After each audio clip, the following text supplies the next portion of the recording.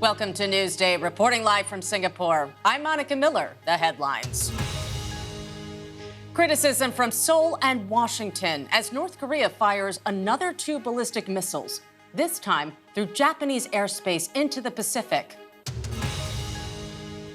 After a conference marked by division and argument, British Prime Minister Liz Truss promises to deliver on cutting taxes and reducing business regulations.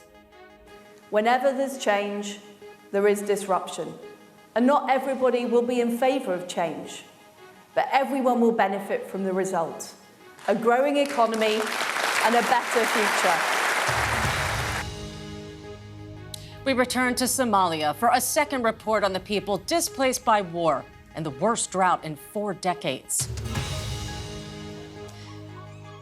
A symbol of the economic crisis facing Lebanon. The BBC speaks to a Lebanese MP who held up a bank to take out her own money.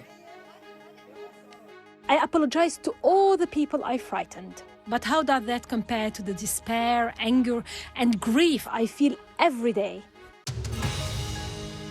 And we'll hear from South Asia's fastest man about his success on the track and the tough economic times he's facing at home. Live from our studio in Singapore. This is BBC News. It's Newsday.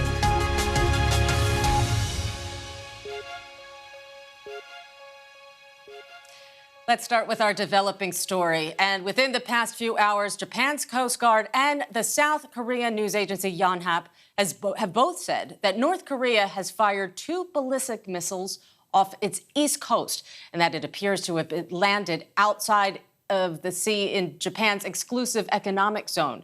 Now, this comes just after the United Nations Security Council held an emergency meeting to discuss North Korea's test firing of another ballistic missile over Japan on Tuesday. Now, that missile traveled 4,600 kilometers before falling into the Pacific Ocean. It was North Korea's first missile launch over Japan since 2017. In the session, the U.S. ambassador to the United Nations accused China and Russia of enabling North Korea. The DPRK has enjoyed blanket protection from 2 members of this council.